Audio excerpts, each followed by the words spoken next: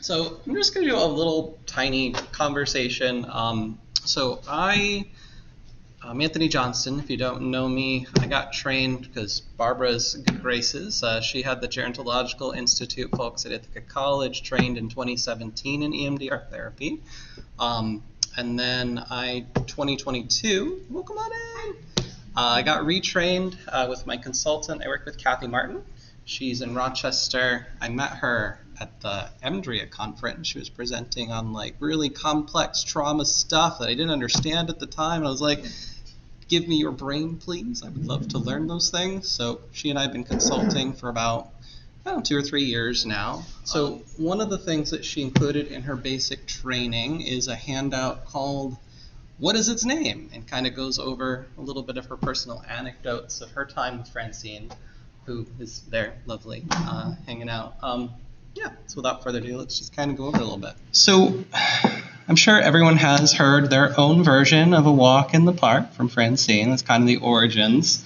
And as I get to know more EMDR therapy folks, I learned that there's so much more mythos and interesting edits that people have added to the story. So I wasn't there in 1987, so I can't tell you exactly how that went, but this is a quote from Francine in 95, and I added the therapy there, but EMDR is based on a chance observation I made in May of 87. While walking through the park one day, I noticed some disturbing thoughts I was having suddenly disappeared. I also noticed that I brought these thoughts back to mind. They were not as upsetting or as valid as before. What caught my attention that day was that my disturbing thoughts were disappearing and changing without any conscious effort. Fascinated, I started paying very close attention to what was going on. I noticed that when disturbing thoughts came to mind, my eyes spontaneously started moving very rapidly back and forth in an upward diagonal. Again, the thoughts disappeared. When I brought them back to mind, their negative charge was greatly reduced. At that point, I started making the eye movements deliberately while concentrating on a variety of disturbing thoughts and memories, and I found that these thoughts also disappeared and lost their charge. My excitement grew as I began to see the potential benefits of this effect. So she was in, I believe, her graduate training at the time that she made this discovery, and so she and a bunch of her colleagues, coworkers, peers, whatever you want to call them, began to experiment with this idea and see what we could come up with. And so she started putting together what we call EMD, eye movement desensitization. So before EMDR therapy, we had EMD. I think 2 brilliant additions that Shapiro added when she first developed this initial protocol is to have these measurable components. Both the SUD and the VOC were added so that she could really plant that seed about doing research, which I think has been important to the lifeblood of EMDR therapy, to keeping it going, to keeping it evolving over time. So she, even in the early days, was thinking about that ahead of time. Well, she could have used scales that made more sense to our clients. This is true. And the reason the same. Yeah, the 2 different numbers is also interesting, isn't it? So just use scales that were already available. Right. So EMD was not a full psychotherapy. It was just that desensitizing, getting the treatment gains, trying to install them. I don't know if any of you guys currently use EMD with your clients, but I've done this before. You just titrate things. You go back to target a lot, depending on, especially more current stuff that's been going on. I will often use this protocol to get adaptive information to activate. But it was a really good beginning, right, of what ended up becoming what we practice now today. So EMD, again, it's that limited processing. You're just focusing on that little piece of information. You don't want the client to go too far. You just want them to really stay titrated to that piece. You're really focusing on the image. You're checking that SUD. You're getting the body location. You're doing a little bit of these things, right, the PC installation or body scan or future template. As she began to develop these protocols for EMD and replicating them, she developed what we now call the standard protocol, which, has a different name. Through practice of the EMD, this is kind of the development. So as she was researching this, right, her idea about eye movements has always, up until her last days, been a very important component of what seems to be important in EMDR therapy. But she also, in those initial studies, began to notice that you could get treatment gains from other forms of that dual attention, through tapping, through audio. I don't know if anybody in the room currently does EMDR therapy through telehealth, but I do, and I'm able to do lots of different things to get the same effects. It worked pretty good. Another evolution is that eye movements didn't necessarily have that conception that that's the curative factor of what's in EMDR therapy. Instead, we had what we call the adaptive information processing system, the theory that with the right conditions, every human being can heal. And so that's more the underpinnings of what makes EMDR therapy work. The eye movements is part of it, but it's not the real mechanism of change. It's getting that adaptive information to shift. AIP. So standard protocol, to honor facilitate this innate healing process, she altered the protocol to allow the client's brain to associate the maladaptively stored material for more thorough reprocessing and greater treatment gains. She shifted that conceptualization from accelerated information processing to adaptive information processing. And the name of this less titrated protocol, the standard protocol, or as we call it, EMDR. EMD wasn't really representing what she was finding in her replications.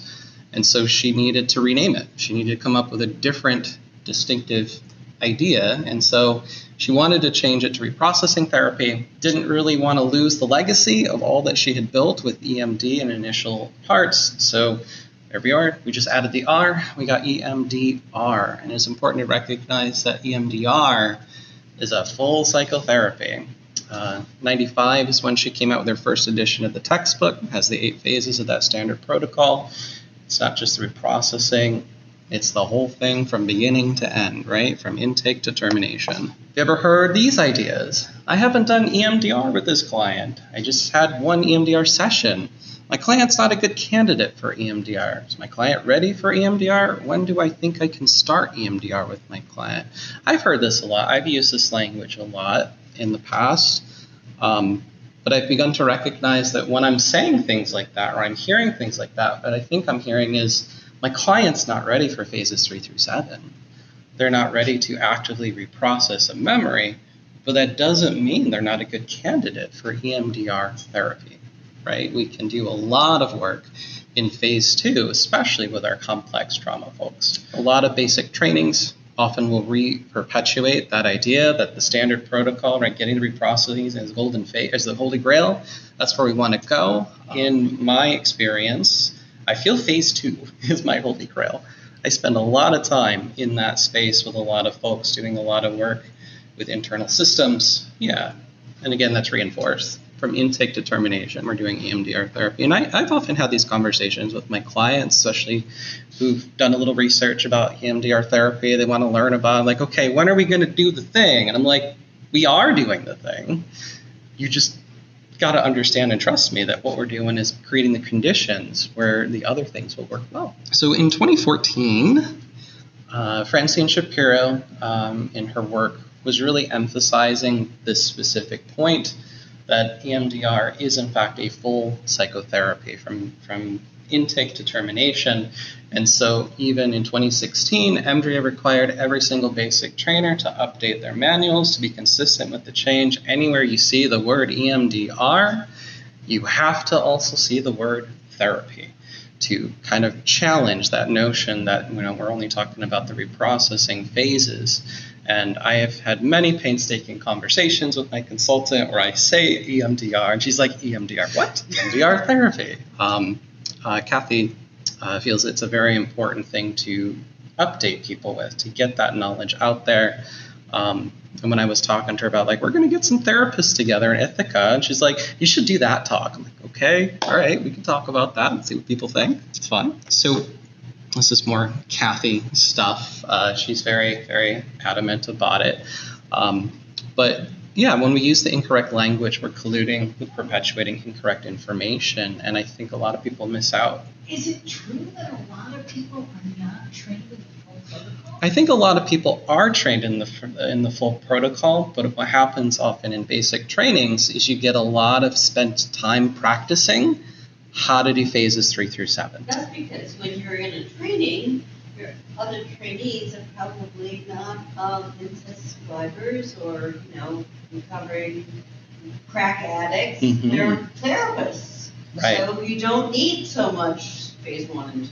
Absolutely. And it's a practicum, right? So you're limited on what you're probably going to be going into. So it's time limited. So you're thinking about those boundaries. It's a different population than the folks that we serve.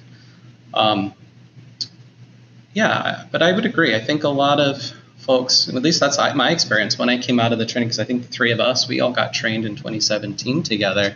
There was a lot of time spent, going over how to set up a phase 3, how to do phase 4, do the body scan, what's closure look like, and all of those are very important elements of the standard protocol in EMDR therapy. But it doesn't necessarily address some of those more niche concerns that come up when the population that I serve, at least, I'm assuming you guys have similar folks, going out to the gate as soon as someone walks in is just not going to work, or at least not well, not productively. Reprocessing is just one aspect of EMDR therapy. It's an important part, but it's not the holy grail. You're doing history with a client. That's part of EMDR therapy. There are questions that you need to figure out. You need to know the resources that your client has. You need to understand how things relate. Do a genogram. You've really got to figure that stuff out. That's all part of your case conceptualization to coming up with a good treatment plan. Are you teaching skills for affect regulation, how to reduce the symptoms, how to do stabilization? Again, that's all phase 2 work. That is still part of the EMDR therapy standard protocol. There's a lot of evidence talking about all these different pieces from start to end and how it can be helpful. And Kathy's quote there, truth is you're using EMDR therapy in the first contact with a potential client in each session with a client regardless of what phase of the standard protocol you're in. And I often repeat that information when I'm meeting with clients who are trying to figure it out, how it works, that you're doing it. You are doing EMDR therapy, just showing up here and working out your skills. It's important that people understand that. So with my contact information, if anyone wants to get a hold of me, that's where I live. That was it. Just a little brief conversation starter.